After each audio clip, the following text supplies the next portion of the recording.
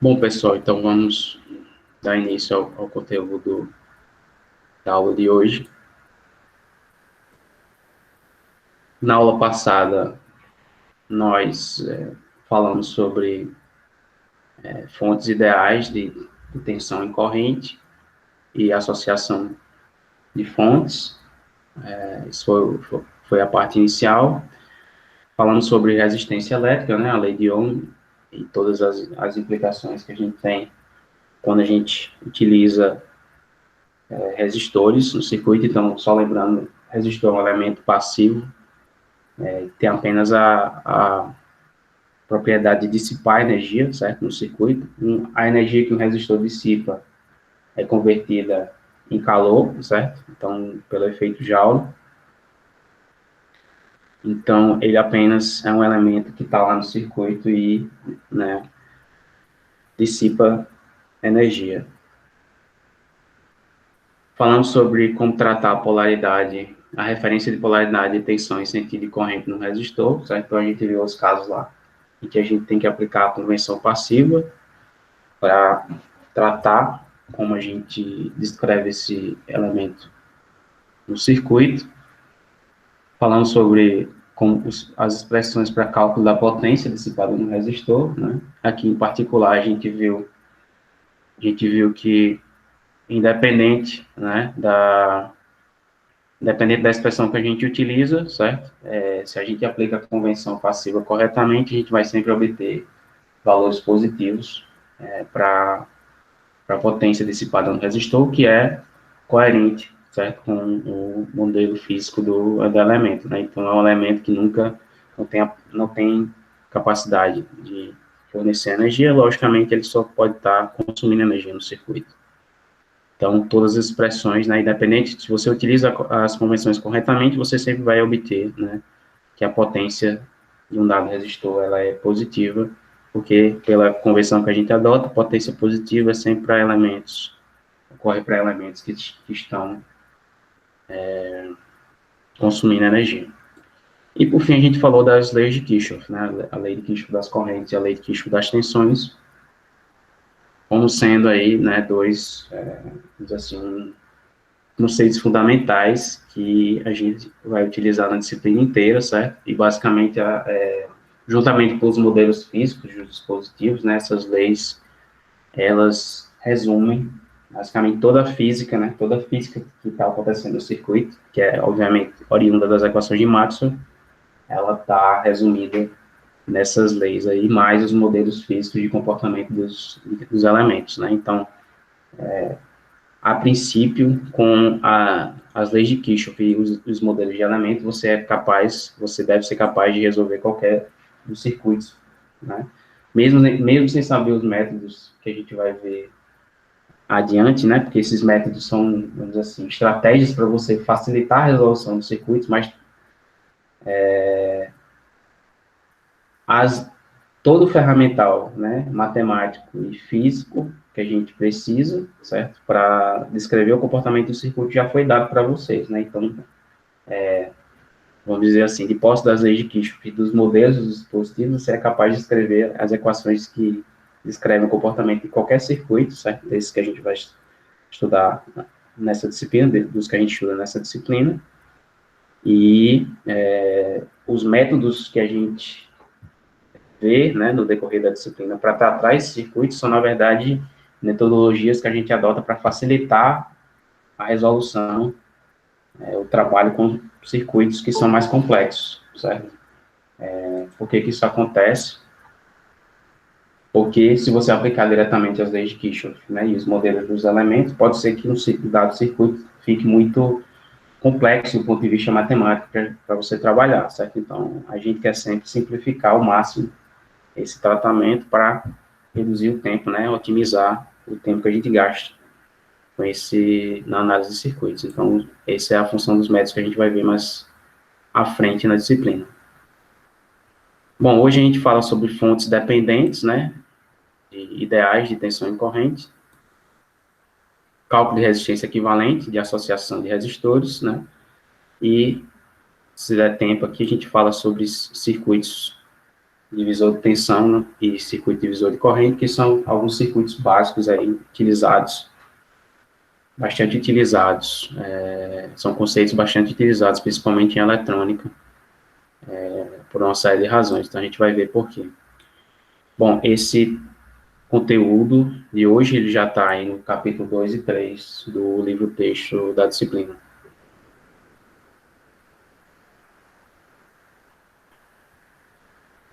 Bom, então, vamos começar falando sobre fontes ideais e dependentes de tensão e corrente. Bom, a gente viu na aula passada os conceitos de fontes ideais independentes, né? Fontes cujo funcionamento no circuito independe de qualquer outro fenômeno ou qualquer outra variável que esteja naquele circuito. Então, elas basicamente definem valores de tensão e valores de corrente, independentemente de qualquer outra variável do circuito. A gente tem um outro conjunto de fontes, que a gente chama fontes dependentes, certo? Ou fontes controladas, né? Você pode ter as duas, geralmente as duas definições, dependendo do livro que você adota aí. E essas fontes, elas, ao invés de serem representadas por aquele círculozinho, né? Pelo círculo, elas são representadas por esses losangos, certo? Então, toda vez que você tem um losango desse aqui no circuito, né, no caso numa fonte de tensão, você vai ter a polaridade indicada, certo? E no caso da fonte de corrente, da mesma forma, você vai ter a direção da corrente indicada. Só que, né, quando tem esse losangozinho, significa que o valor que essa fonte especifica, né, nos terminais aos quais ela está ligada, esse valor é determinado por uma expressão, certo? Geralmente uma expressão desse tipo aqui, né? Um alfa, no caso da fonte de tensão, a tensão dos terminais aqui está dado como sendo alfa vezes x, certo? Então, alfa é geralmente uma constante, certo? E x uma variável qualquer do circuito, certo?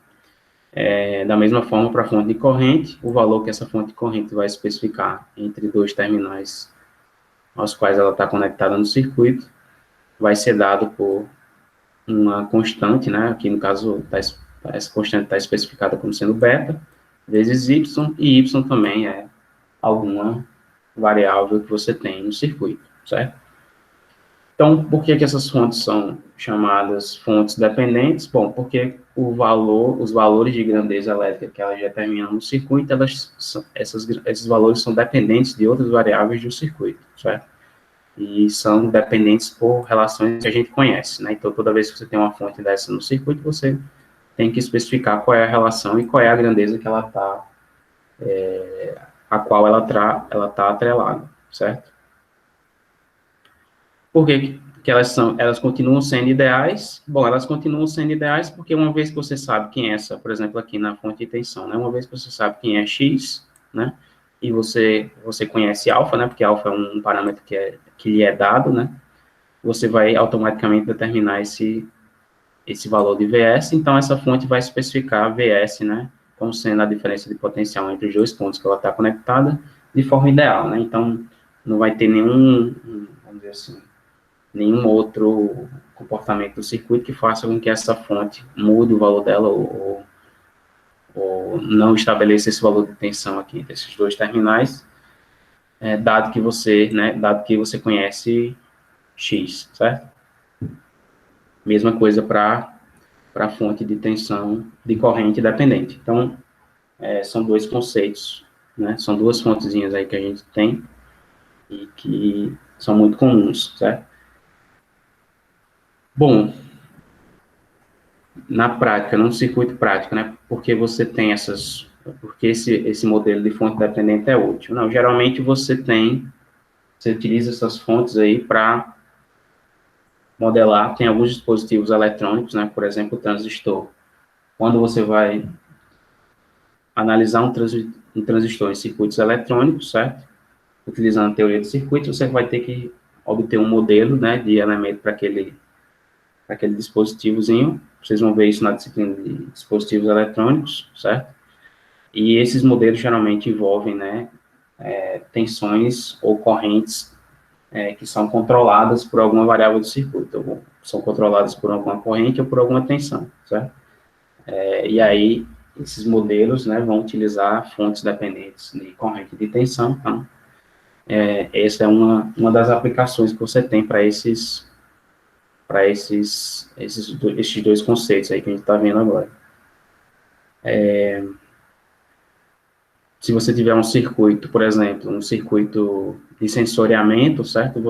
Às vezes você também está interessado em converter, né, vamos dizer assim, um sinal que você tem num dado sensor, esse sinal é um sinal de corrente e você quer converter esse sinal para um sinal de tensão, certo?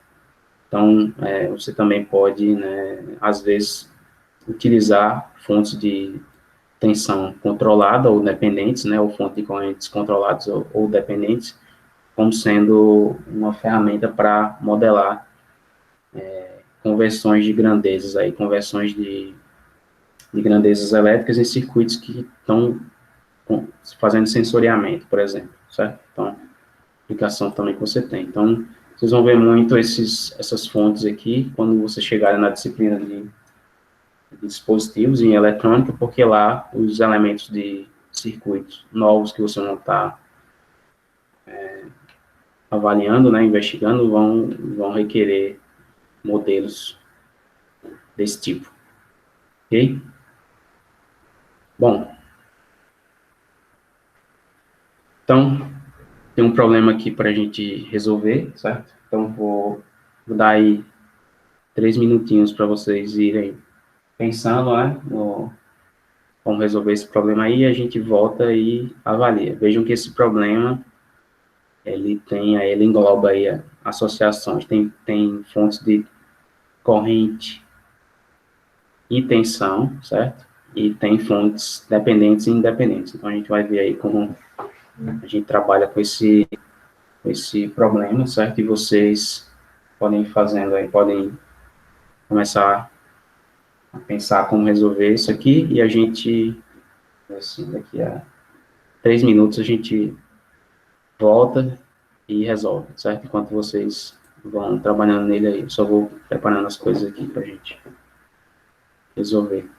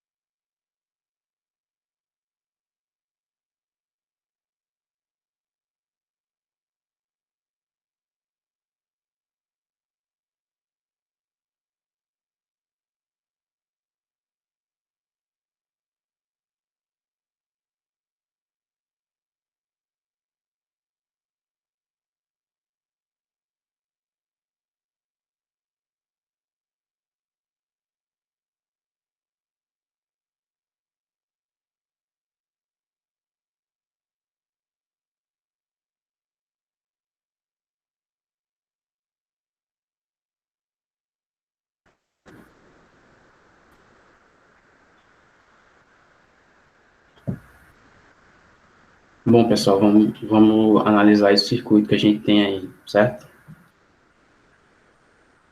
Então, nós temos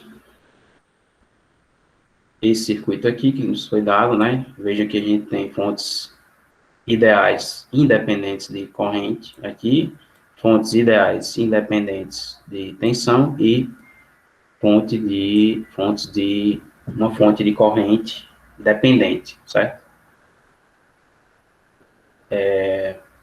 Veja que como esse circuito só tem fontes ideais, certo? Então, uma preocupação que a gente tem que ter é saber se esse circuito aqui realmente, se ele é um circuito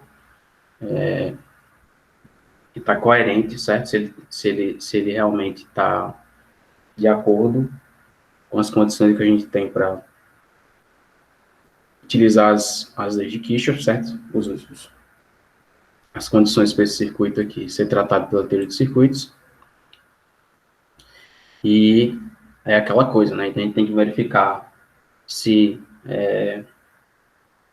as leis, se a carga está se conservando, se a energia está se conservando nesse circuito aqui. Então, basicamente, é a primeira coisa que a gente tem que fazer, certo? Então, veja que aqui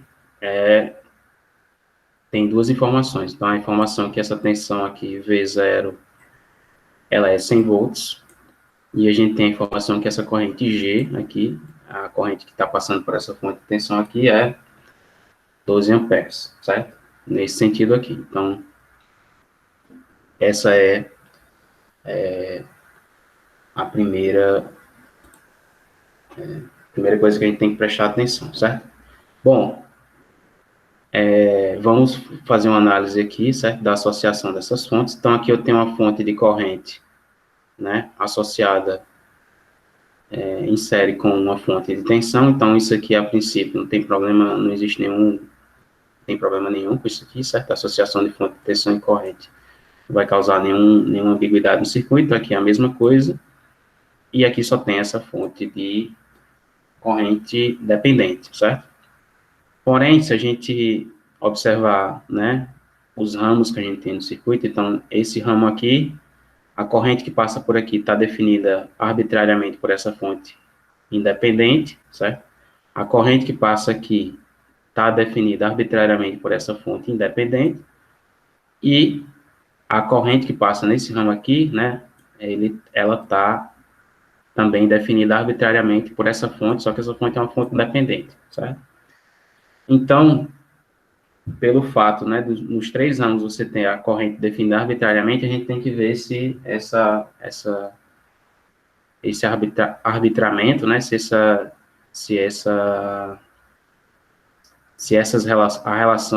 relações entre essas correntes, se elas estão de acordo com a lei de Kirchhoff das correntes, certo? Ou seja, se esse circuito está conservando a carga, porque senão a gente não pode tratá-lo com a teoria de circuitos. Então, vamos analisar, né, como é que essas correntes estão se relacionando, certo? E para isso a gente vai analisar esse circuito, vamos observar esse nó aqui, certo? Então, eu vou perguntar aí para vocês, certo? Quem são as correntes que estão chegando nesse nó, certo? Nesse circuito aí. Quais são as correntes que estão chegando nesse nó? I delta, 2 I delta, e está saindo IG. Certo. Ok. Então, o que a gente tem, né? Pela lei de Kirchhoff das correntes, né? Primeiro a gente tem que verificar, né? Se a carga está se conservando. Então, chegando nesse nó aí, né? A gente tem, vamos dizer assim, delta dessa fonte de corrente dependente aqui, está chegando 2 I delta, certo? E isso aqui tem que ser igual, né, ao que está saindo, que no caso aqui é IG, certo? IG é a corrente que sai desse nó aí. Bom, aí a questão é 3 I delta, né, esse lado aqui da equação. Professor, Só um segundo. certo. A questão aí é o seguinte, 3 I delta é igual a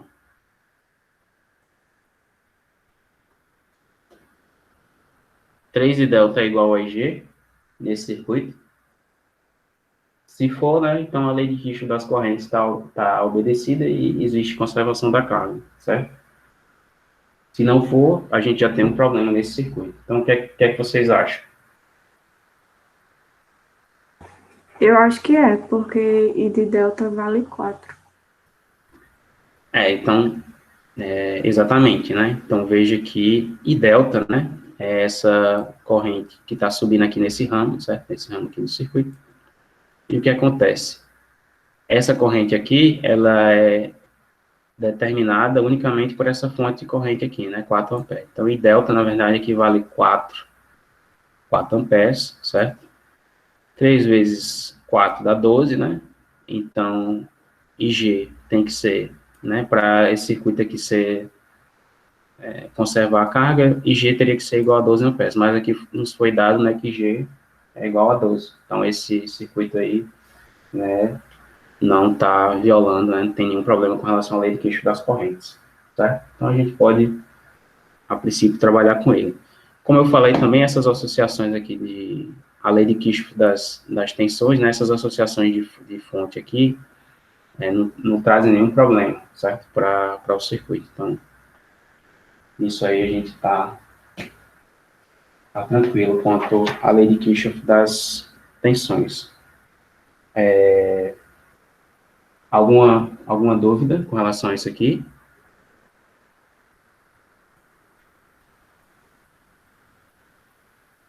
Quem ia fazer a pergunta? Acho que tinha uma pergunta aí, alguém ia fazer e desistiu.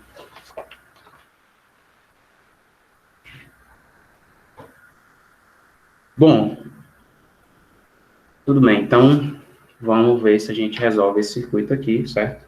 E aí determina o que é que foi pedido, né? Que no caso é a potência. A gente tem que determinar qual é a potência total fornecida e a potência total consumida por esse circuito, certo? Bom, para fazer isso, primeiramente, como vocês sabem, a gente tem que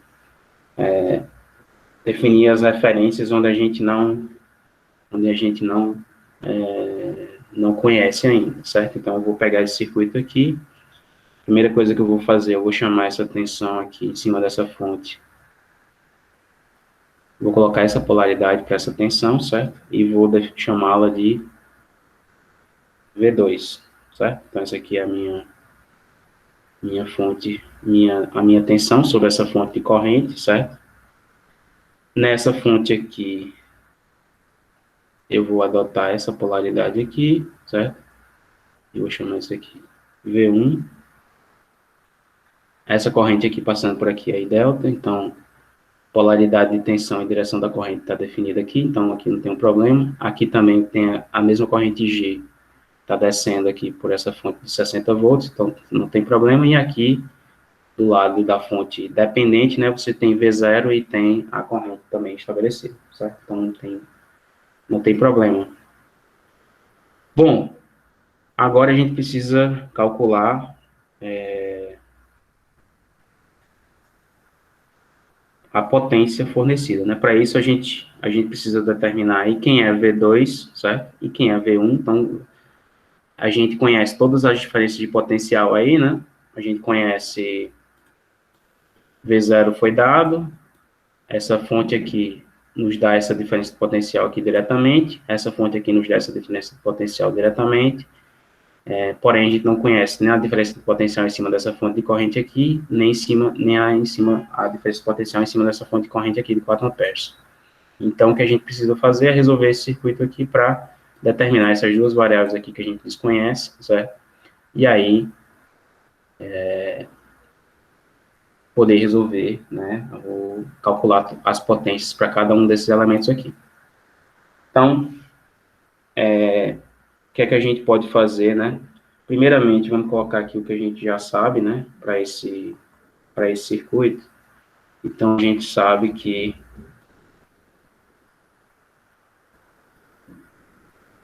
I delta vai ser igual a 4 amperes, certo? Então, Isso aí por conta dessa fonte de corrente que está aqui no meio. A gente sabe que IG é igual a 12, né? Porque isso aqui nos foi dado. E, nesse caso aqui, né, como I delta é 4, a corrente que está passando aqui por essa fonte dependente é 2 I delta, então essa corrente aqui vai valer 8 amperes, certo? Bom, vamos determinar essa tensão V1, certo? Para determinar essa tensão V1, a gente vai aplicar a lei de Kirchhoff das tensões nessa malha, certo? Aqui, certo? Então, vamos escrever a lei de Kirchhoff das tensões para essa malha aí, de forma que a gente possa determinar essa tensão V1. Então, vamos colocar aqui a lei de Kirchhoff das tensões. Só mudar a cor aqui, porque acho que fica melhor. Mudar aqui. Bom, saindo, certo?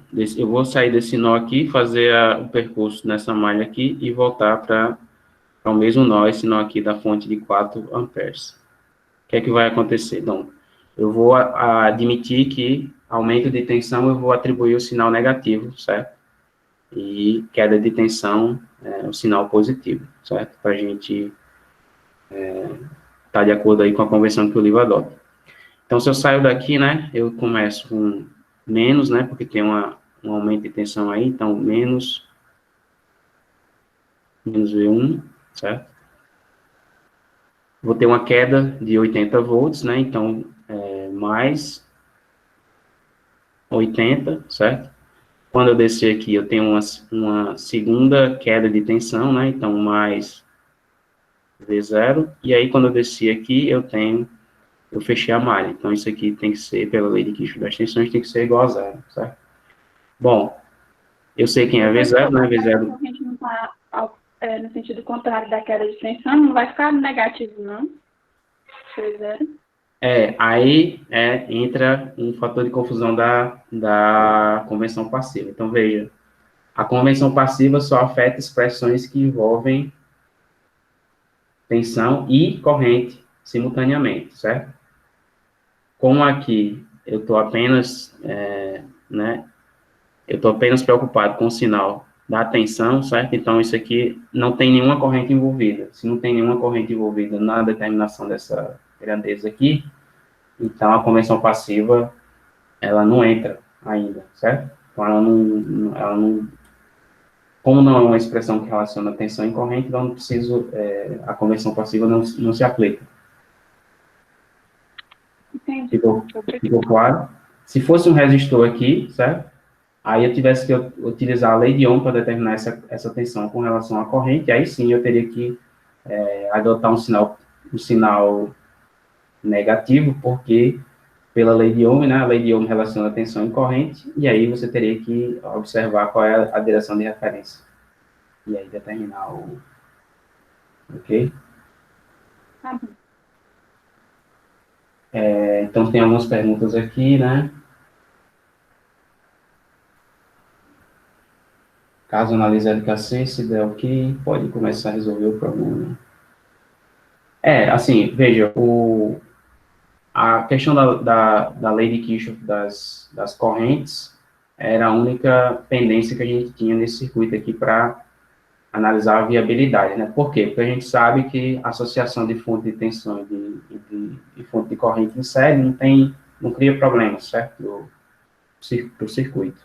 Então, a única coisa que preocuparia a gente aqui é essa questão todas as correntes em todos esses ramos aqui são definidas arbitrariamente, né? Então, o que acontece é que a gente tem que observar se a lei de Kirchhoff das correntes se verifica. Essa é o ponto de interrogação que a gente tinha, né? Resolvido isso aí, a gente pode aplicar as leis de Kirchhoff ao circuito sem problema, né? Então, a pergunta aí do Vitor Hugo.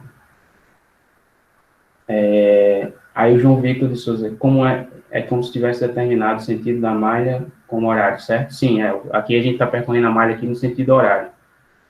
O sentido também tanto faz, certo? Que você percorre a malha também vai, tanto faz. Então, você escolhe, certo? Desde que você aplique a mesma sequência aí, seja coerente com os sinais que você adota para queda e aumento de tensão, então, tanto faz se você percorre no sentido horário, no sentido anti-horário,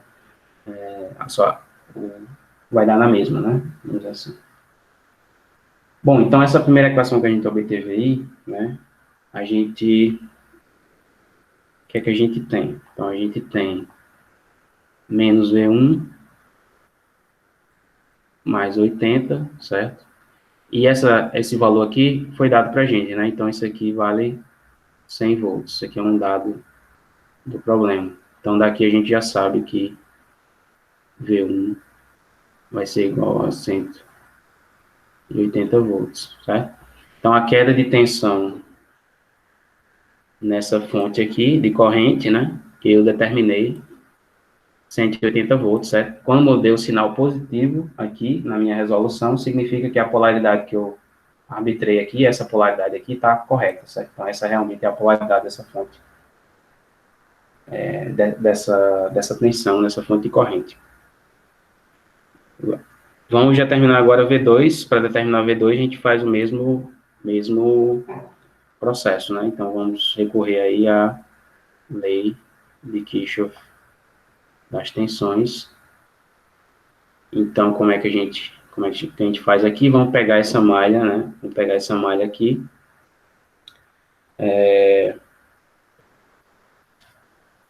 A gente pode pegar essa malha daqui, certo? E descendo aqui. Então, vamos pegar essa malha externa, certo? Fazendo esse percurso aqui no sentido horário. Saindo aqui desse ponto, né? Dessa quinazinha aqui, onde essa fonte está conectada. Então, se eu fizer isso, né? Eu tenho, primeiro,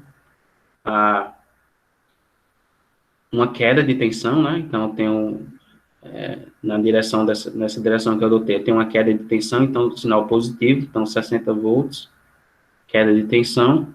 E aí, eu tenho um aumento de tensão, né? Um aumento de tensão de V2. Então, menos V2, certo?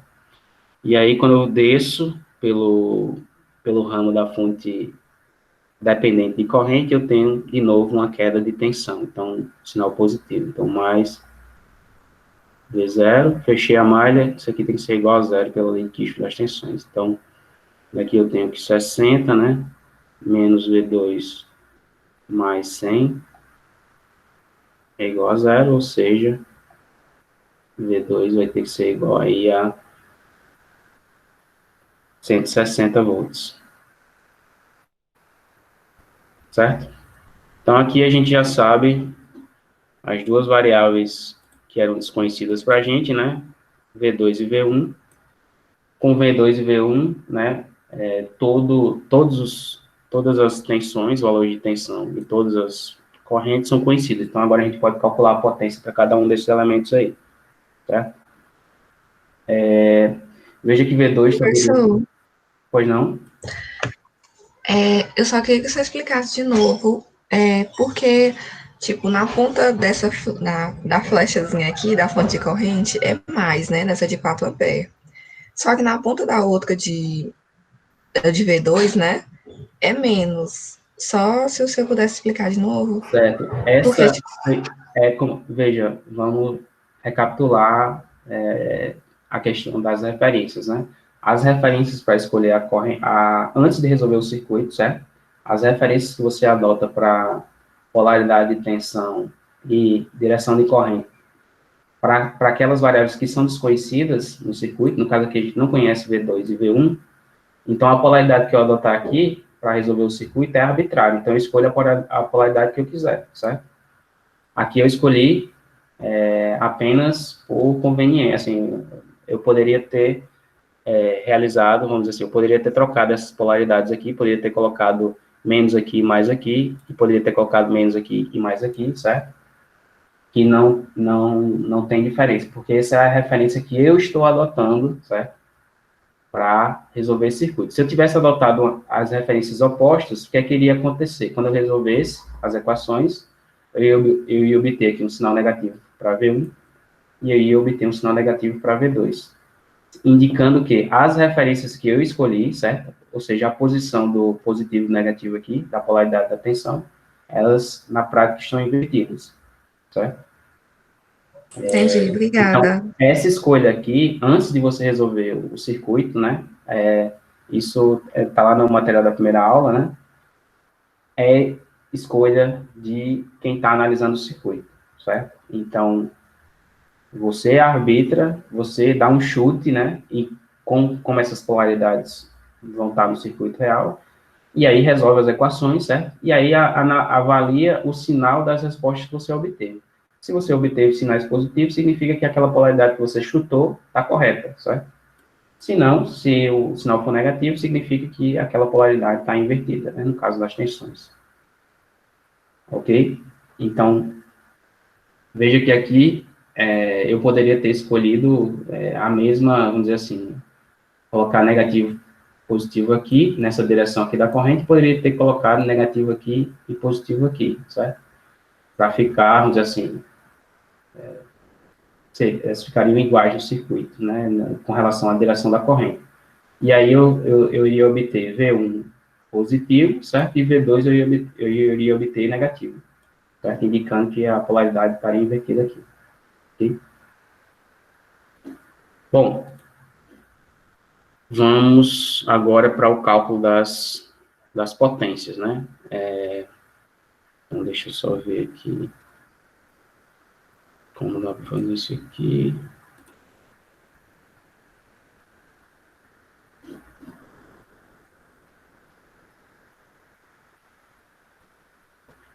Vamos calcular as potências, né? Nesse circuito aí, potência consumida e potência fornecida, certo? Então, primeiro vamos calcular a potência fornecida.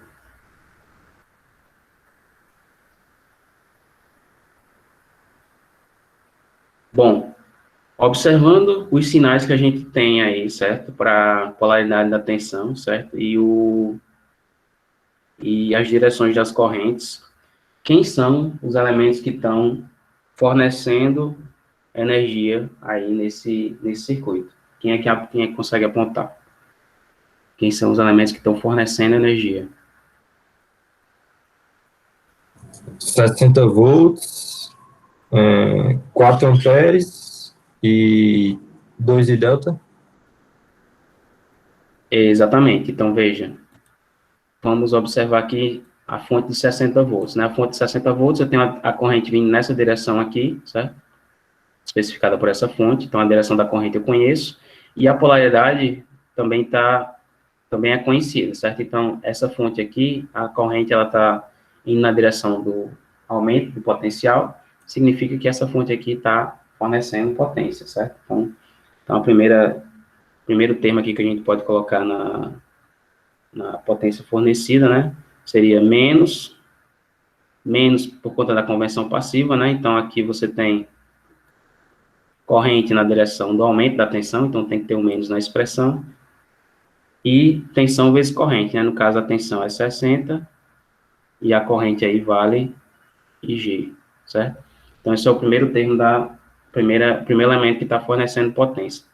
Segundo elemento é essa fonte aqui, certo? De 4 amperes. Por quê? Bom, a gente arbitrou esse sentido positivo aqui para a tensão, e a gente viu que essa tensão está realmente nesse sentido. Então, 180 volts nesse sentido aqui, o que é que acontece? A corrente está na direção do aumento da tensão, certo? Então, se isso ocorre, então essa fonte aqui também está fornecendo energia. Então, novamente, né, conversão passiva, um sinal negativo aqui. Para essa fonte aí, eu tenho V1 vale 180, certo? 180 multiplicado pela corrente, né? A corrente que passa aí eu já sei que é 4 amperes, certo? Então, essa é a terceira, vamos dizer, o segundo elemento que está fornecendo potência. O terceiro é esse aqui, certo?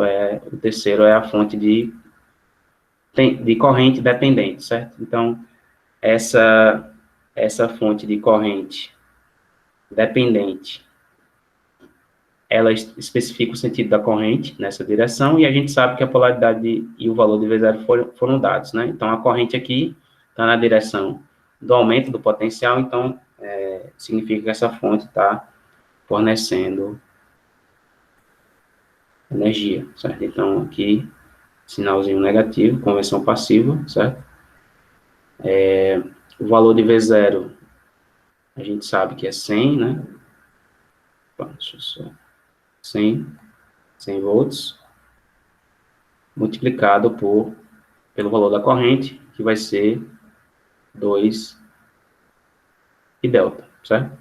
Então, aqui a gente fechou, né, todos os elementos que estão fornecendo energia nesse circuito. Esse cálculo aqui, certo? Se a gente fizer, IG vale 12, né? Então, aqui vai ficar 60 vezes 12, certo? 180 vezes 4 e 100 vezes I delta vale 4 amperes, né? Então, aqui vai ficar 100 vezes 8, certo? Então, o cálculo total disso aqui, se vocês fizerem aí, certo? Vocês podem, vai dar menos 22 mil, ou desculpa, 2.240 watts. Ok? Então, essa é a potência fornecida pelos elementos que estão fornecendo potência nesse circuito. Ok? E a potência consumida, quem são os elementos agora que... Os elementos que restaram, né? Se eles não estão fornecendo, eles estão consumindo energia. Então, quem são esses elementos aí? Bom, a gente sabe que a gente determinou aqui que são esses 3 elementos que estão fornecendo energia, né? Então, os dois que sobraram, né, são os elementos que estão consumindo energia. Por quê? Bom, porque aqui, né, essa fonte de corrente aqui, ela tem a direção da corrente na direção da queda da tensão, e a gente sabe que a polaridade da tensão é essa, porque o valor deu positivo aqui, certo? Desse lado. Então, esse elemento aqui está consumindo potência. E aqui, né, essa fonte de 80 volts, a direção da corrente nesse ramo é determinada por essa fonte de corrente aqui, e essa corrente está na direção da queda do potencial aqui, certo? Então, significa dizer que também, tanto essa fonte de corrente como essa fonte de tensão estão consumindo energia nesse circuito. Então, vamos ver qual é o total de energia consumida por esses dois elementos, certo? Então, para essa fonte de corrente aqui, a gente vai escrever a energia consumida, certo? Como sendo sinal positivo aqui, né? Porque a corrente está na direção da queda da tensão. Então, o primeiro termo aqui seria V2 vezes IG, certo? Para abarcar essa fonte de corrente. E o segundo termo, né? Mais, no caso aí, 80, né? Que é a tensão da fonte de tensão ali, vezes I delta. Certo? Então, a gente sabe o valor de V2 e sabe o valor de I delta, né? Então, V2 a gente determinou como 160 volts, né? IG vale 12 amperes, é um dado da questão, mais 80 vezes I delta. I delta vale 4. Então, isso aqui também vai dar, se vocês fizerem os cálculos aí, vai dar 2.240 watts. Certo? Professor, eu acho que isso é 2.240 esse de baixo, né, não? Porque ela é fornecida 60 vezes IG, vai dar já um número bem alto, maior que esse, de 2.240. Ou não? Não sei. Menos 60 vezes 12, né, não? Menos 60 vezes 12, menos 4 vezes 180, certo? Menos 8 vezes 100. Faça a conta aí. O meu deu 9.920. Ah, não. Deu. Daqui bateu 2.240 nos dois. Então, No meu acho que também. Aqui bateu também. teria uma Não, minha checada aí. gente, eu quero entender o que é que eu tô fazendo de errado. Eu acho que você fez talvez alguma conta equivocada aí, mas 60 vezes 12, certo? 180 Aí vezes dá. 4, Ah, é verdade, meu Deus, eu tava multiplicando 600 vezes 12. então temos aí menos 240, certo? Aqui, como sendo a potência fornecida, né? E, né, a que a gente espera se o circuito faz sentido, né? Então, essa potência tem que ser igual à potência consumida aqui embaixo, certo? Então, tá, a gente verifica aí que isso ocorre, então, nesse circuito, né? Tá ok com relação à conservação da energia, certo? Então, bom, e tá resolvido, certo? Alguma dúvida com relação a que a gente viu aí?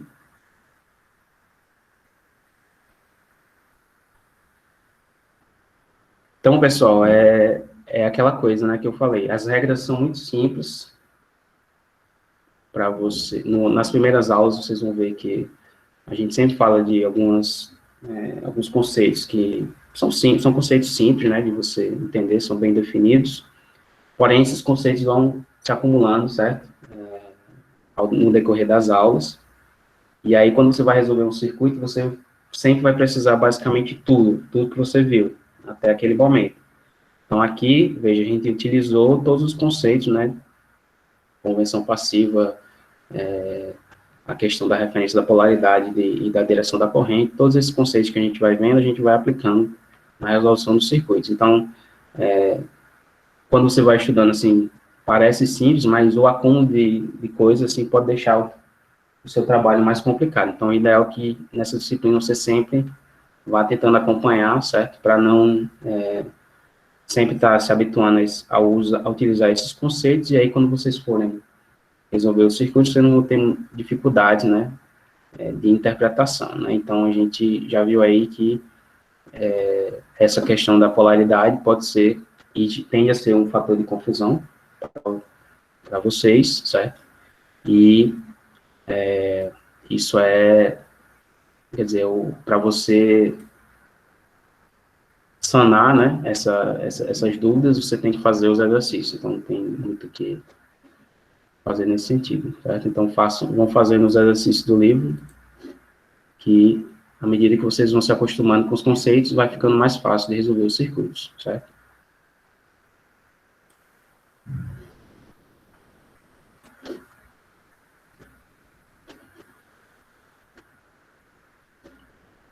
Ok. Opa, só voltar aqui. Vamos resolver mais um circuito aí, agora um circuito mais complexo, certo? Vamos dar aí uns 5 minutinhos de pausa, a gente volta e resolve esse circuito.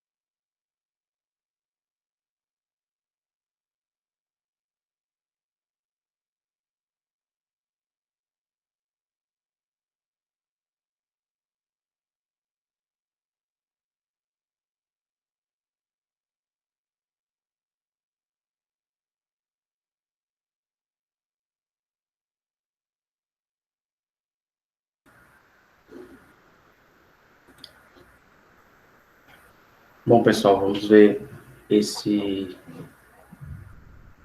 circuito. Mais um exemplo aí que a gente vai poder aplicar as leis de Kirchhoff para solucionar, certo? Então, nós temos esse circuito aí, nesse diagrama que foi dado, e tem 2 pontos aí. Letra A, pergunta aí, pede para você determinar a corrente delta e a tensão V0, certo? E na letra B, né, pede também para você mostrar que a potência, toda a potência fornecida é equivalente à potência consumida, né? Como deve ser para um circuito que está coerente com as condições para a aplicação das leis de Kirchhoff. Bom, então, veja que esse circuito aqui, nós temos fontes também independentes, certo? Nós temos fontes ideais independentes e temos algumas fontes dependentes. No caso aqui tem 2 fontes de tensão dependentes e uma fonte de corrente dependente, né? Então, vamos partir para solucionar, né? Aplicar o que a gente viu até agora e buscar a solução desse circuito.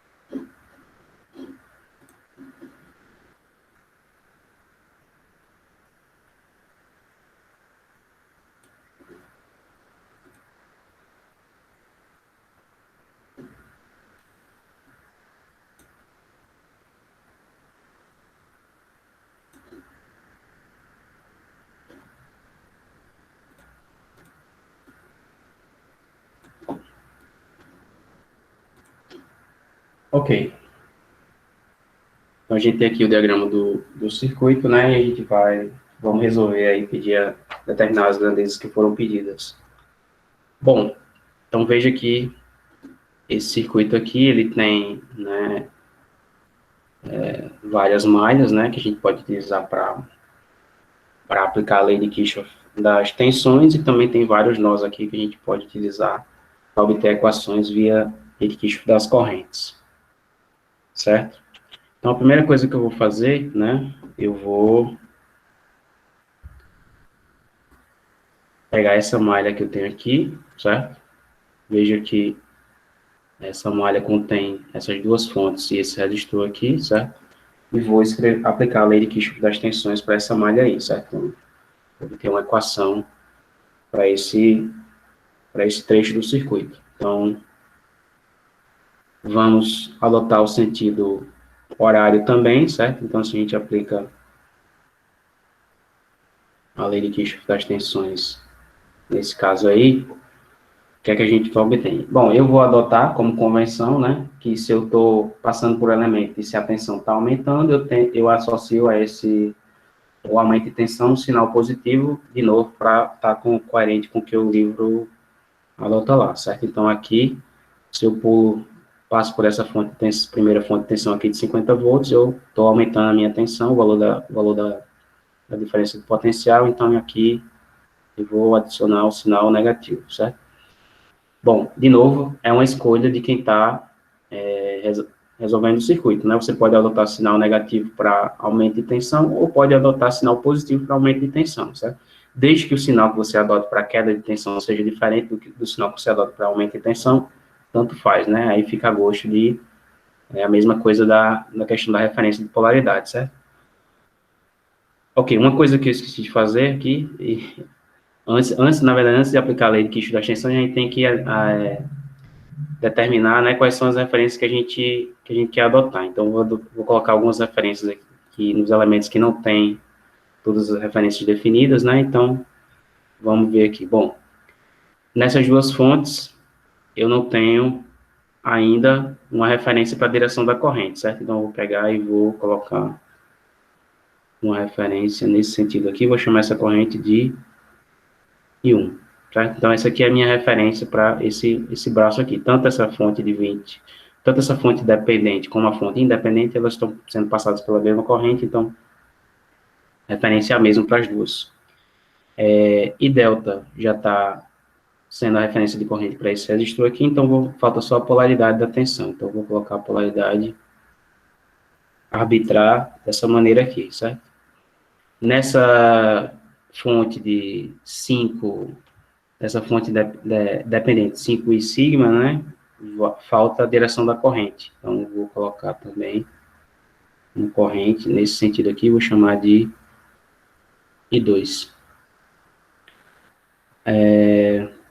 Resistor de 40 ohms já tem tanto a polaridade da tensão como a direção da corrente aqui especificado, né? Então, aqui eu não preciso me preocupar. E essa fonte de corrente, certo? Dependente, não tem a polaridade da tensão indicada, né? Então, eu vou colocar, arbitrar como sendo essa polaridade aqui, certo? E vou chamar isso aqui de V1, certo? A direção da corrente nessa fonte de 20 volts, ela está determinada por essa fonte de corrente dependente, então não preciso me preocupar com estabelecer uma referência para a corrente nessa fonte de 20 volts. Bom, ok, uma vez, desculpe aí ter pulado esse passo aqui, mas uma vez determinadas as referências que a gente quer utilizar para o circuito, aí a gente vai aplicar a lei de Kirchhoff, as leis de Kirchhoff para tentar resolver, certo? Então, de novo, vamos voltar aqui para a primeira malha, saindo aí da... Não seria interessante botar uma referência para essas fontes de tensão dependente também, tipo VA e VB, para fim de organização? Ou só, tipo, aí tem um 20 e o outro tem um 5, né? Ou já basta?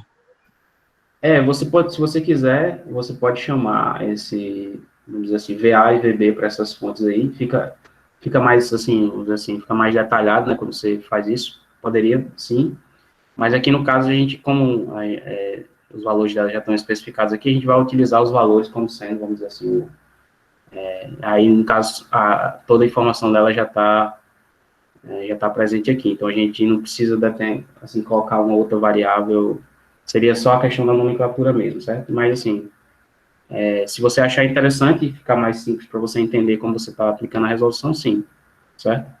Mas a gente vai ver como a gente consegue trabalhar sem precisar fazer isso. Bom, então vamos escrever aqui novamente, né? Então, menos 50 para essa primeira fonte independente de tensão. E aí, agora, quando a gente passa por aqui, né? Quando a gente sai daqui para cá, a gente tem aumento de tensão, certo? Então, aumento de tensão é negativo também. Então, aqui a gente vai colocar menos 20 e delta, né? Esse aumento vale 20 e delta, então, menos 20 e delta é esse termo aqui, porque a gente tem um aumento de tensão. E aqui nesse resistor, a gente tem, né, uma queda de tensão. Então, queda de tensão é positivo. Só que queda de tensão no resistor, a gente vai ter que expressar pela lei de Ohm, certo? Então, aqui vai ter um sinal positivo, certo? Porque é uma queda de tensão. Mas, né, quando a gente expressar a lei de Ohm, a gente vai ter que abrir um parêntese aqui e observar a conversão passiva, né? Porque agora a gente vai escrever um valor de tensão relacionando corrente e a resistência, certo? Então, ou seja, eu estou manipulando uma expressão que envolve corrente e tensão, então eu tenho que observar a conversão passiva. Conversão passiva aqui, qual é o sinal que a lei de Ohm vai ter? Positivo ou negativo? Positivo. Positivo. Positivo, né? Porque a corrente e delta aqui, se vocês observarem, ela está na direção da queda da polaridade de referência que eu adotei. Então, se isso aqui está acontecendo, então o valor tem que ser positivo. Então, isso aqui vai ser 18, que é o valor da resistência, vezes I delta, certo? E aqui eu fechei a malha, então isso aqui tem que ser igual a zero. Ok? Então, essa é a primeira equação que eu obtenho, né? Pode escrever assim. A gente pode escrever como sendo menos 20 e sigma mais 18 e delta, isso aqui igual a 50. A gente tem a primeira equação aí, duas variáveis desconhecidas, né, que são essas correntes, e uma equação. Então, a gente precisa de outra equação para resolver, né, determinar quem são essas variáveis.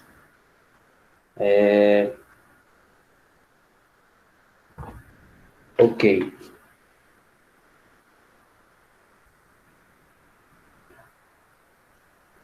Tudo certo até aí? Vocês entenderam? Tá claro como é que a gente chegou nessa equação? Sim. Bom, agora a gente vai, né? Vamos para a malha que está na lateral, né? Vamos pegar essa malha aqui, certo? E vamos aplicar a lei de Kirchhoff das tensões nessa malha aqui. Também no sentido horário, certo? Para a gente fazer a mesma coisa que a gente fez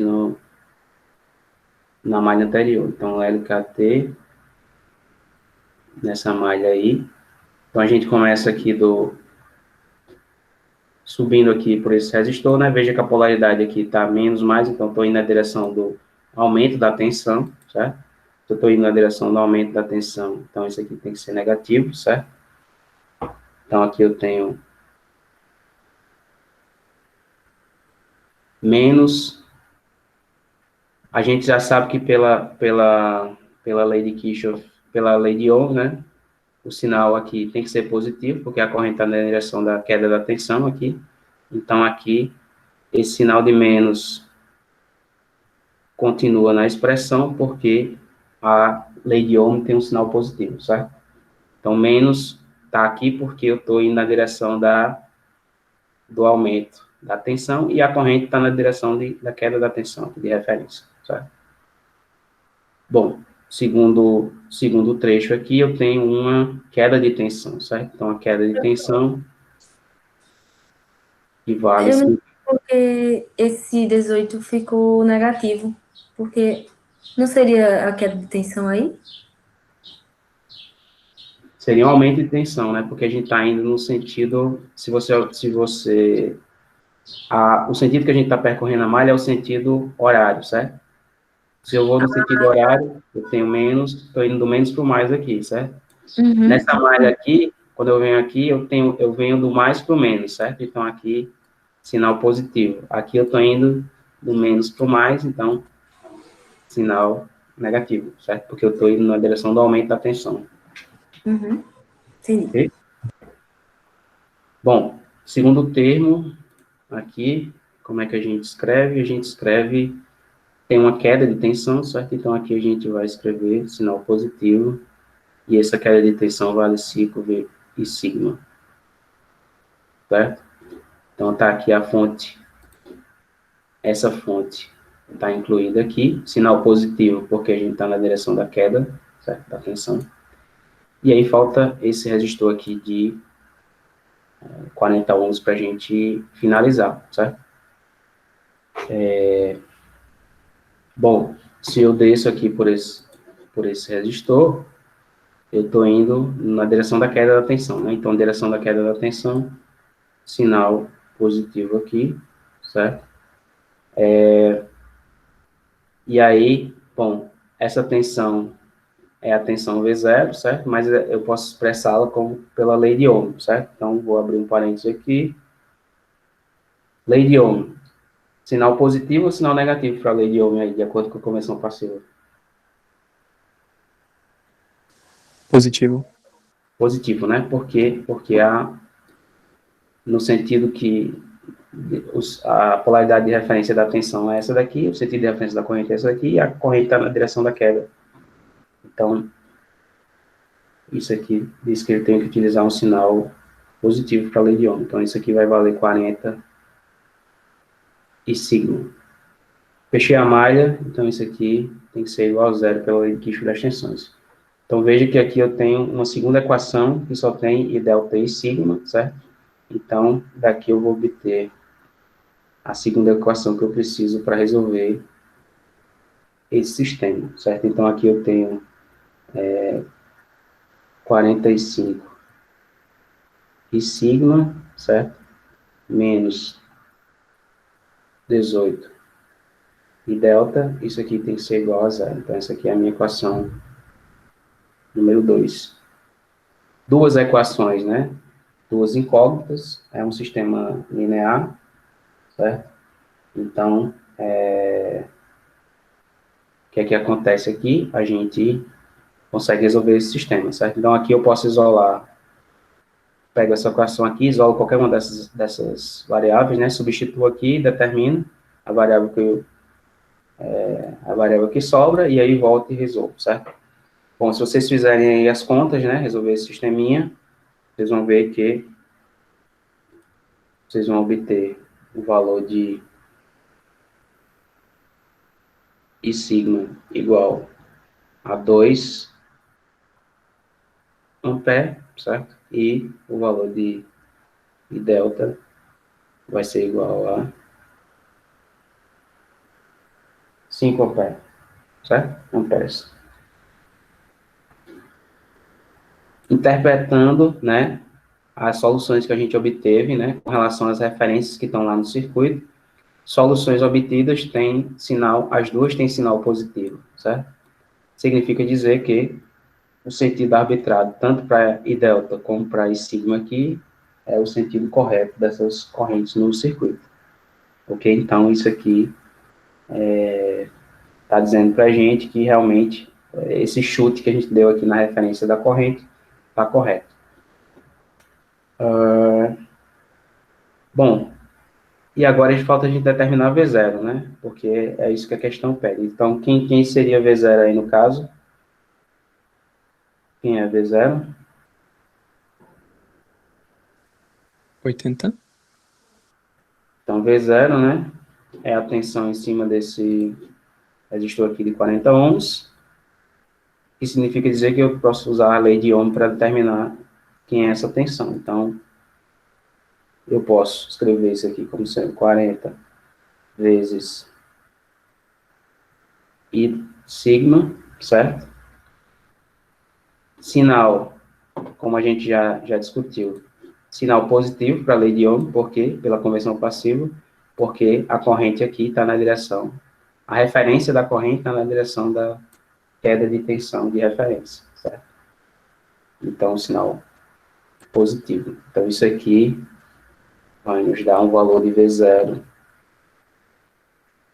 V0 aqui, no caso, vai ser igual a 40 volts. Ou, desculpa, 80. 40 vezes 2, né? 80 volts. Professor, então, quando você usa a lei de Kirchhoff das tensões, você não precisa fazer convenção passiva, né? O sinal que você utiliza para queda e aumento de tensão na lei de Kirchhoff das tensões não tem a ver com convenção passiva, certo? Certo. Então, acho que era isso que a menina tinha perguntado, porque que tinha ficado 18, menos 18 e delta, porque ela talvez esteja perguntando por causa que a corrente está para baixo e o senhor e a mas veja bem, quando você utiliza a lei das tensões, você arbitra um sinal positivo ou negativo para queda de tensão e um sinal oposto para o caso contrário, certo? Quando você chega num elemento em que você tem que expressar a tensão daquele elemento em função da corrente, aí você tem que observar a conversão passiva, certo? Mas só quando você tem que fazer esse cálculo. Então, aqui, por exemplo, nessa malha aqui, essa tensão aqui, eu já tenho o valor dela diretamente. Então, conversão passiva não entra aqui, porque eu não estou utilizando a corrente para calcular a tensão aqui. A corrente que passa por esse elemento, né? A tensão aqui nessa ponte dependente também só depende dessa expressão aqui, certo? Então, aqui não entra convenção passiva. Aqui, como eu vou utilizar a lei de Ohm, certo? Para escrever essa queda de tensão, aí a lei de Ohm, sim, a lei de Ohm é uma expressão que tem que estar de acordo com a convenção passiva. Aí eu vou ter que, se eu tenho um sinal que eu arbitro aqui para a lei de Kirchhoff das tensões, vai ter um outro sinal adicional, certo? Então, aqui, esse sinal aqui vem da lei de Kirchhoff das tensões, mas vai ter um outro sinal adicional que vai ter que aparecer na expressão, e esse sinal tem a ver com a convenção passiva e com a lei de Ohm, certo? Para esse elemento. Não sei Entendi. se... Então, geralmente você usa a convenção passiva, como alguém disse aqui no chat, para um elemento em si, ou quando você vai fazer aquele cálculo da potência, né? É sempre que você tem uma expressão que relaciona tensão e corrente para aquele elemento específico, certo? Tudo bem, Então, então. a gente não utiliza a convenção, vamos dizer assim, quando o caso geral, né, assim, o mais comum é você ter que ter um resistor no circuito, por exemplo, e você vai determinar a tensão naquele resistor em função da corrente. Então, aí você tem que observar a convenção passiva. Ou se você vai determinar a potência consumida ou fornecida por um dado elemento do circuito. Aí pode ser qualquer elemento, fontes, resistores, o que você tiver no circuito. Aí você também vai ter que observar a convenção passiva, certo? Ok, muito obrigada. Mas aí, no caso, a dúvida que eu fiquei ainda foi sobre... Porque a direção que a gente utilizou na malha, né, para fazer a análise da malha, foi contrária à direção da corrente delta. Aí, por isso que eu achei estranho, porque, tipo, como o I delta foi negativo, né, e aí o resistor de 18 ohms também meio que seria negativo, porque é elevação de tensão, aí eu imaginei que ficaria positivo, né, porque os dois são negativos. Mas não. Veja, aí é que está, né, aí é que está, eu acho que aí está o ponto de confusão de vocês, certo? Então, veja, quando eu escrevo a lei de Ohm, certo? O sinal da corrente, né, quando eu coloquei aqui 18 e delta, certo? O sinal da corrente aqui, para mim, não importa, certo? O sinal da expressão da lei de Ohm, ele vai ser determinado pela convenção passiva, ok? Então, o fato de a corrente estar aqui, quando eu estou utilizando a lei de Kirchhoff das tensões, certo? A expressão que eu escrevo para a tensão disso aqui e o sentido dessa corrente aqui não importam a princípio, certo? O que eu vou observar bom, daqui para cá eu tenho um aumento de tensão, então, sinal negativo, certo? Essa tensão aqui vai ser dada pela lei de Ohm, certo? Em função dessa corrente aqui. Então, eu escrevo a lei de Ohm, resistência vezes a corrente, e o sinal da lei de Ohm agora vai ser determinado se pelo fato de a corrente estar na direção da queda de tensão ou não, pela convenção passiva, certo? Então, eu vou observar no circuito a minha polaridade de referência e a direção da corrente, certo? Se a corrente vai na direção da queda de tensão, vai ter que ter um sinal positivo, certo? Então, permanece o sinal negativo da lei de Kirchhoff das tensões. Se essa corrente tivesse no sinal oposto, tivesse na direção oposta, aí, pela convenção passiva, eu teria que adicionar um sinal negativo aqui, certo? Então, veja que tem um fator de confusão aí na questão do sinal. O sinal da lei de Ohm, ela vai ser exclusivamente determinado pela convenção passiva, e a convenção passiva depende da direção da corrente e da polaridade da tensão. Então, você tem que, o fato de eu estar percorrendo a malha no sentido horário e a corrente estar no sentido, vamos dizer assim, anti-horário, só o sentido da corrente não me diz nada sobre o sinal, porque eu tenho que observar o sentido da corrente e a polaridade da tensão, certo? Entendi. Só vai a relação entre elas é que vai dizer se é possível ou negativo. Só isso. Exato. Então, esse é um fator de confusão que os alunos têm, porque quando você vê a corrente assim, então eu estou no sentido, está correndo no sentido contrário, então o sinal vai ser negativo. Bom, a convenção passiva manda você observar as duas coisas, né? Tanto a polaridade como o sentido da corrente. Então, com base nessas duas coisas, é que eu vou definir, né, se a expressão da lei de Ohm vai ter um sinal negativo ou não. Ok? É porque no livro isso não fica muito claro, e geralmente as pessoas confundem mesmo. Mas já que você Isso é um falou fator de melhor. confusão, mas veja, a convenção passiva sempre manda você observar tanto a polaridade que você determinou, como a direção da corrente, certo? Então, quando vocês estiverem utilizando a lei de Kirchhoff das tensões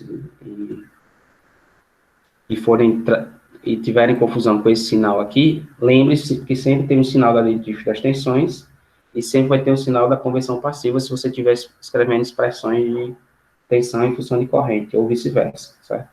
E aí, esse sinal da convenção passiva depende tanto da polaridade como da direção da corrente, né? Não depende só de uma coisa. Ok? Tá certo, agora ficou mais claro, professor. Obrigada.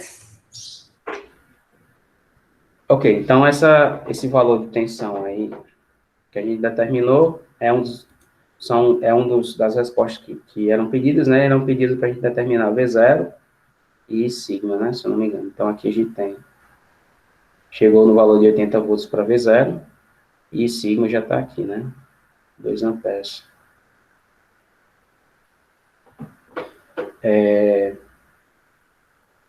Ok, então esse foi o primeiro ponto. O segundo ponto é determinar os elementos que estão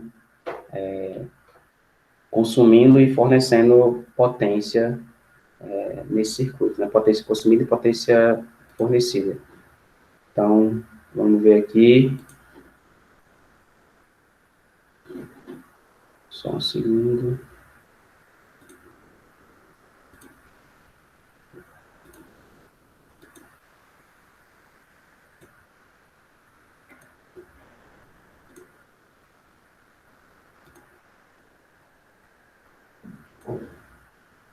Vou apagar essas equações aqui, vou deixar só os valores que a gente determinou, que agora a gente vai precisar.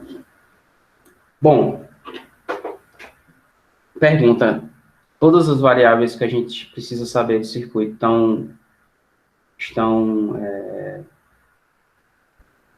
são conhecidas, a gente conhece todos os valores de tensão e todos os valores de corrente em cada elemento do circuito aí, com essas informações que a gente obteve aqui, ou está faltando alguma coisa? Acho que não está faltando. Bom, Falta V1. vamos ver aqui, né? Então,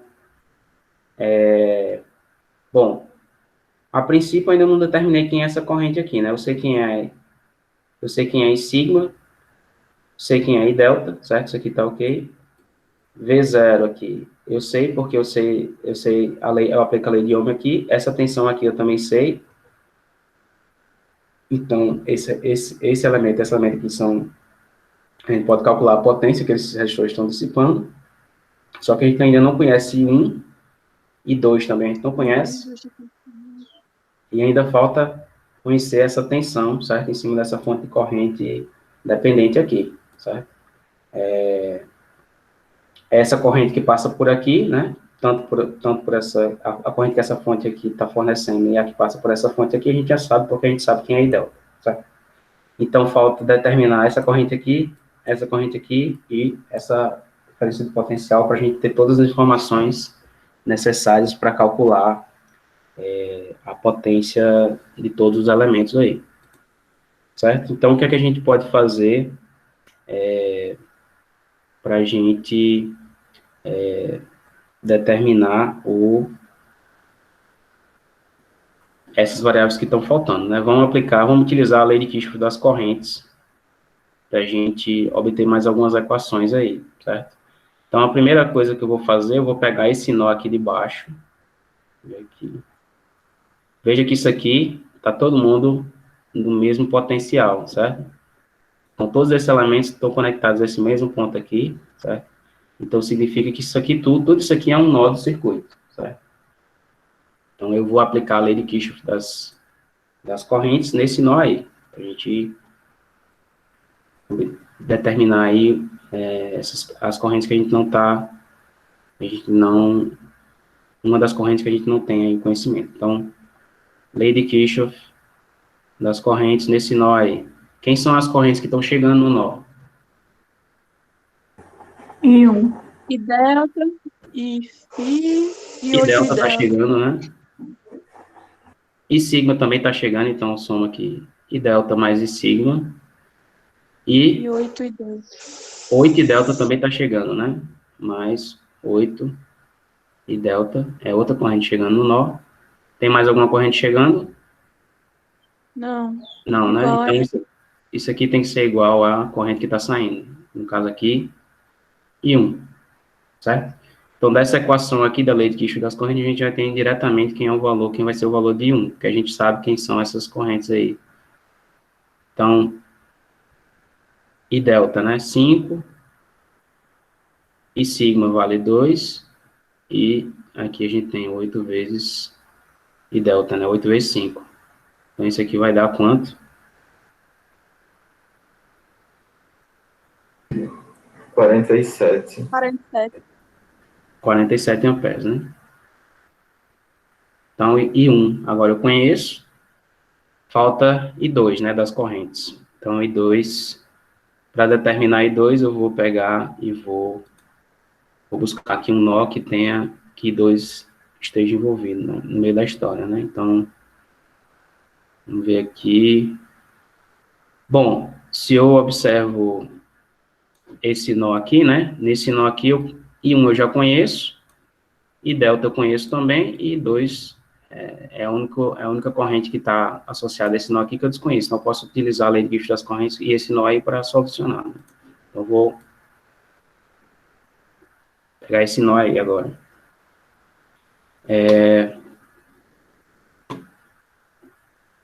Então, opa, deixa eu só voltar aqui, ó.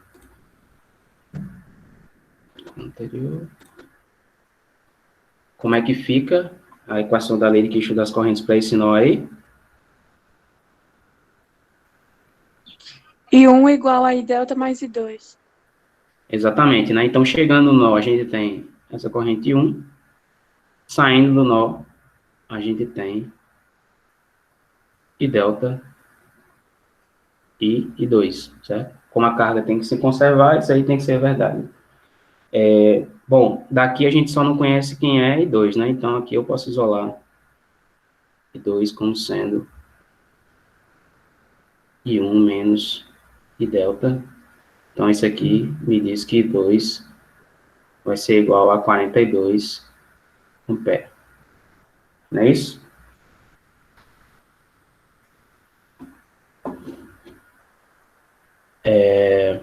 Bom, então, determinei 1, determinei 2, certo? Falta agora V1, certo? Aqui, é a única variável que agora que eu desconheço, certo? Então, deixa eu só...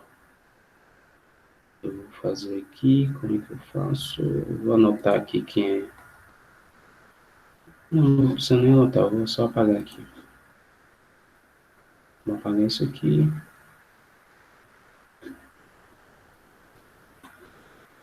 Bom, para determinar V1, como V1 a tensão, né, eu vou recorrer à lei de Kirchhoff das tensões, certo? Para obter uma equação relacionada a V1 aqui. Então, eu vou pegar essa malha aqui, certo?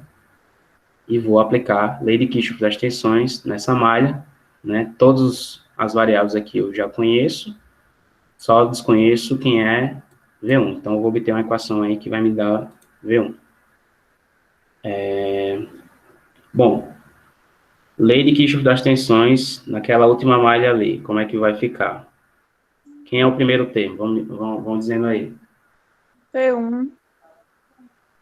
Estou começando aí do resistor de 40 ohms, certo? Menos E V0. subindo e fazendo o sentido horário. Menos Como é? V0. Menos V0. Menos V0, né? Tá correto, porque eu tenho aumento de tensão, certo? V0, então, sinal da lei de Kirchhoff das tensões negativo, certo? Porque isso aqui é o que a gente está adotando. Depois, Mais V1.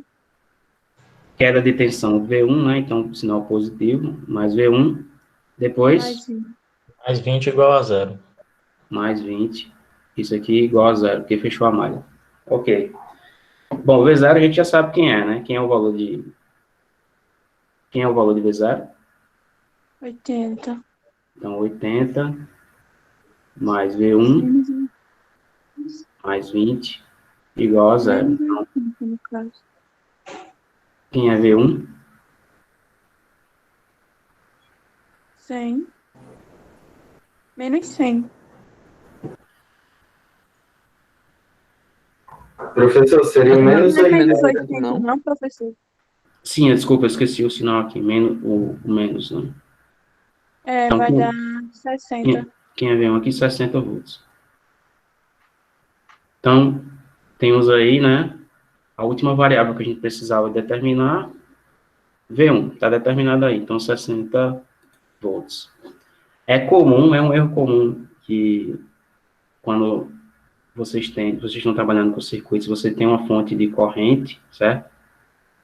Muitos alunos esquecem, né, que a fonte de corrente, você tem o sentido e o valor da corrente determinado, mas a polaridade da tensão você tem que determinar pelo circuito. Então, tem gente que vai resolver o circuito e simplesmente esquece de colocar um valor de tensão para essa fonte de corrente. Então, por exemplo, tem gente aqui que, alguns de vocês geralmente começam a resolver esse circuito, e aí quando chega aqui, assumem que essa tensão aqui vale 0, certo? Aí resolvem de forma incorreta, né, porque esqueceram de adicionar, né, ou de considerar a queda de tensão que tem na fonte de corrente, certo? Então, isso é um erro aí recorrente, que a gente vê nos períodos.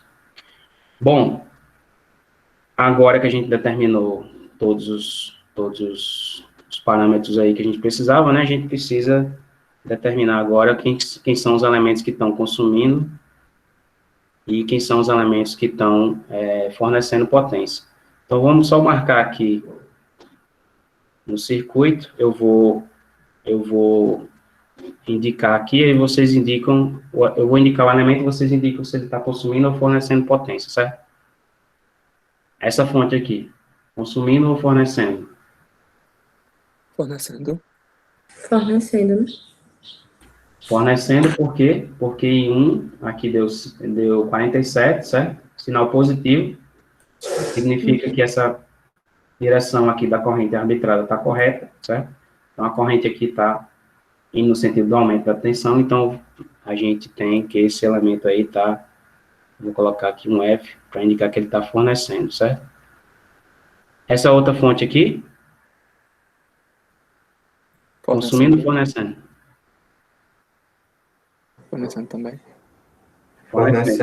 Fornecendo, né? Porque o valor de tensão dela I0 é positivo e sigma é positivo, certo? Então 20 em sigma também é positivo, significa que a polaridade aí está correta. Então isso aqui também está fornecendo. Esse resistor aqui,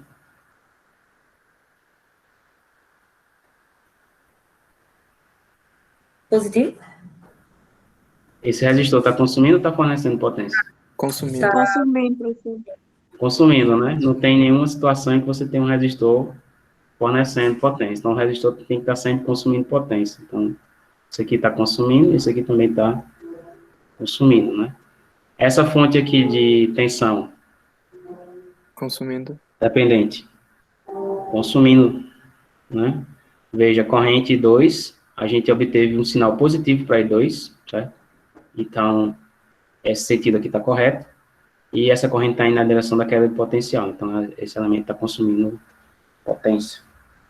Essa fonte de corrente aqui, Consumindo. Consumindo.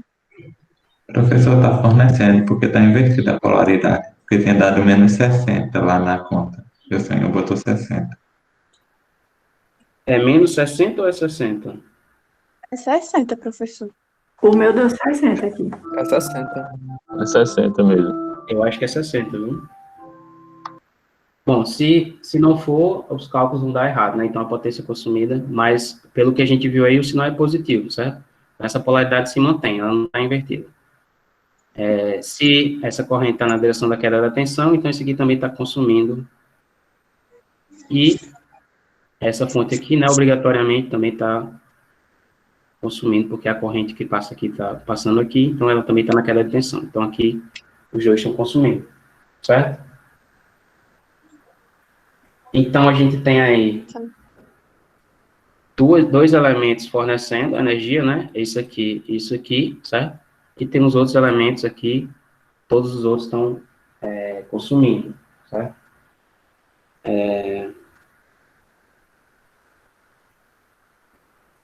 Vamos calcular quem é a potência fornecida, então. Vou colocar aqui em cima.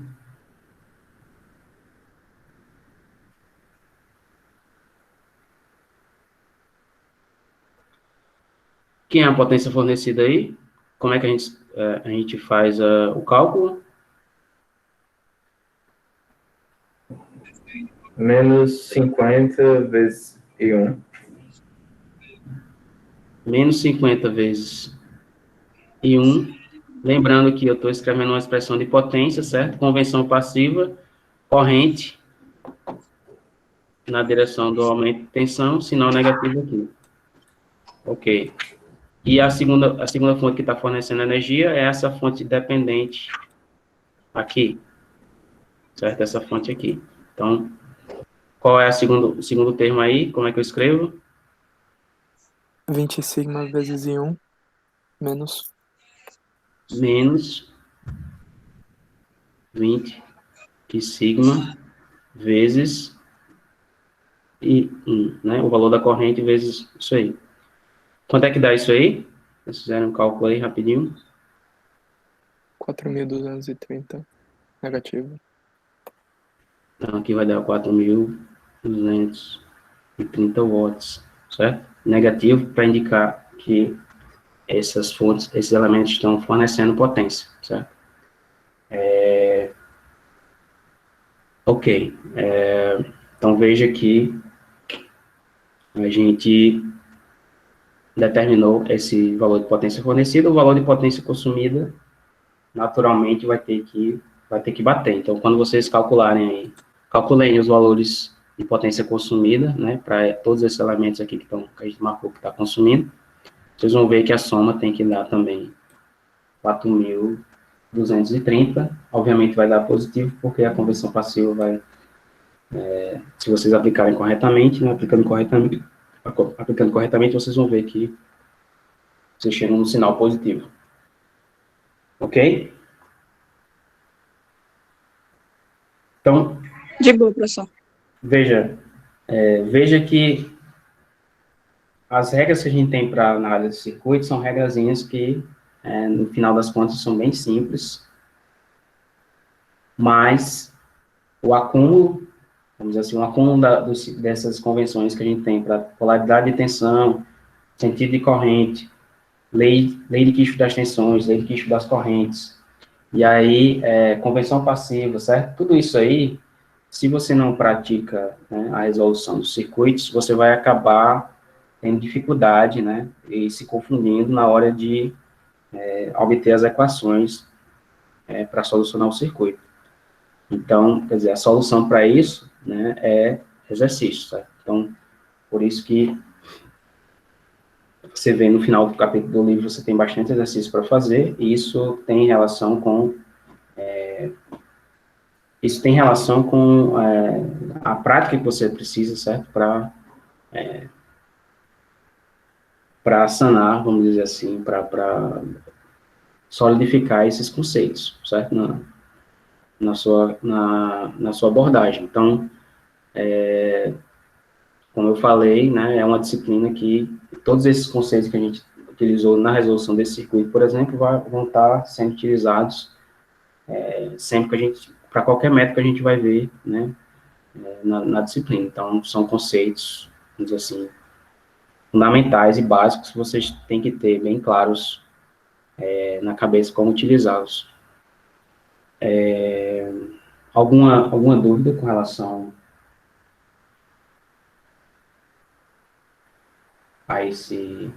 E 20, na fonte de 20 volts, professor, qual é a corrente que está passando aqui? A corrente que está passando pela fonte de 20 volts, ela está em série com a fonte de corrente de 8 em delta, né? Então, elementos em série no circuito são elementos pelos quais a mesma corrente passa, certo? Uhum. Então, isso significa aí que a corrente que passa pela fonte de 20 volts é 8 delta, certo? Então, para achar a potência, aí, no caso, tanto vai multiplicar o 8 delta por V1, quanto também o 8 delta por 20, né? Exato. E aí você tem que observar a conversão passiva também, né? Então, conversão passiva, 8 delta, a tensão V1 está na direção, a corrente está na direção da queda da tensão, então, sinal positivo. E a mesma coisa para a fonte de 20 volts. Então, a corrente também vai estar na queda da tensão. Então, conversão passiva, sinal positivo. Nos cálculos, vocês vão ver que vai dar tudo positivo, significando que esses elementos estão realmente consumindo potência, certo?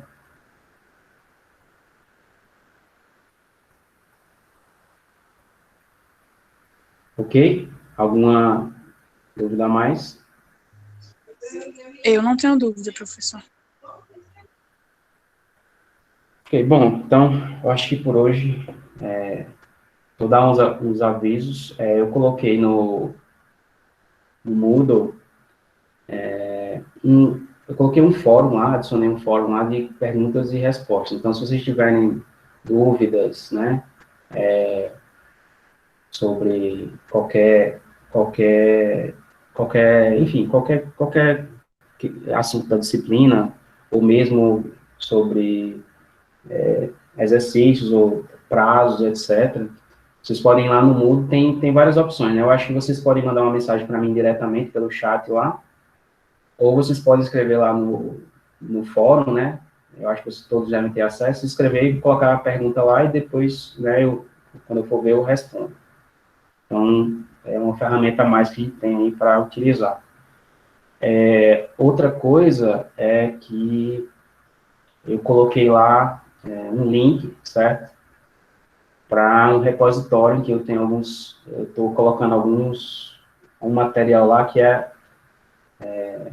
diz basicamente, esses exercícios que a gente resolve em aula, eles estão resolvidos lá com programação, certo? Com Python. Então, você tem ferramentas lá tem a mesma análise do circuito que a gente vê aqui, só que a solução lá tem algumas ferramentas do Python, né? Por exemplo, para resolver sistemas lineares que são utilizados. Aí vocês podem ver lá, né, como é que vocês podem utilizar programação, no caso aí Python, para auxiliar vocês a resolver o circuito, ou para testar soluções. A mesma coisa que mesmo tipo de informação que você obtém com o simulador, você pode utilizar, né, linguagem de programação para resolver, facilitar a sua vida, né? Quando você tiver um sistema aí linear, assim, 3x3, ao invés de você fazer na mão, você utiliza o código, as funções do Python, e você resolve, né, e obtém as soluções da mesma maneira. Então, eu estou tentando colocar os exemplos que a gente vê em sala lá, nos códigos, aos poucos, e eles estão resolvidos lá de forma a utilizar essas ferramentas para vocês entenderem, né, como é que você pode adicionar uma ferramenta computacional na análise de circuitos. Então, tem isso. Tem outra coisa que eu queria avisar a vocês. Sim, horário de atendimento, né, tem um pessoal mandando uns e-mails com perguntas, né, sobre a lista de exercício, etc. O horário de atendimento essa semana, né, como vai ter reunião do departamento agora na quarta, no horário que seria o horário de atendimento, então o horário fica para quinta-feira, certo? Então, quinta-feira, às 2h, as pessoas que tiverem dúvidas, certo, sobre a lista, enfim, sobre qualquer ponto aí relacionado à disciplina, o horário de atendimento é às 2h, na quinta-feira, 2h às 4h, certo? E aí eu vou mandar, vocês podem mandar um e-mail para mim, acho que eu vou mandar um link para vocês no Google Meet, certo? Então, a gente fica disponível, vou ficar disponível nesse horário para tirar dúvidas, certo? Então, assim, se vocês tiverem alguma dúvida sobre os exercícios ou sobre o conteúdo, vocês podem escrever lá no Moodle, certo? No fórum do Moodle. É uma forma de vocês tirarem a dúvida, ou vocês podem vir no horário de atendimento, certo? Mas evitem ficar mandando e-mails, porque acaba enchendo a caixa de e-mails, assim, e assim, às vezes pode ser que alguma pessoa fique sem ter resposta, porque, enfim, geralmente eu tô trabalhando com coisas não relacionadas à disciplina, e aí depois pode ser que eu esqueça de responder algum e-mail e alguém fique com uma dúvida aí, certo? Então, o ideal é que vocês coloquem as dúvidas no Moodle ou venham por área de atendimento, certo? E só se for alguma coisa mais urgente, assim, vocês mandem por e-mail, que aí eu consigo atender dessa forma. Professor, você pode colocar o seu horário de atendimento no Moodle, que aí fica mais fácil. Oi? Desculpe? O seu horário de atendimento está no Moodle? Não, mas assim, o horário de atendimento, tá lá no slide, né, da primeira aula, sempre às quartas-feiras, às 2 horas, né, 2 às 4.